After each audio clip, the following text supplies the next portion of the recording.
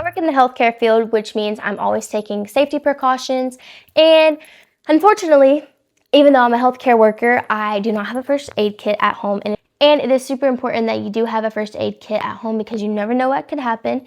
You could get a paper cut, you could cut your finger open with a knife, whatever, you don't know, fall off your scooter, whatever. So I got this first aid kit. First glance of it, I already know that this is going to be super helpful. And it's in a little bag and it is super compact, so you're not gonna have something super bulky and laying around. And it's big and it's red, so you're not gonna lose it. First thing I noticed is that you have a zipper compartment right here, as well as some Velcro, and they just have this Velcro American flag pouch on here. You also can put this on a backpack, maybe on a luggage. Who knows what you could do that. You also have some compartments right here. I'm just going to clip it back, and you have a handle to carry as well.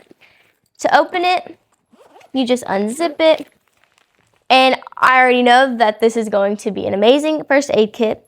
So first glance as well, you have a CPR kit. You have a breathable cloth tape, which is super nice because you just put that on your wounds, whatever. You get a pair of tape cutting scissors. You get some extraction pins. You get some tweezers. So you get a face mask and some Q-tips in this packet. And in this packet, you have some alcohol wipes. And then you have some gloves. And then you also get in this as well a first aid guide kit, which is super nice to have because some people don't know what they're doing. You also have some safety pins that are pinned in here. And as you can see, these two are latched on here.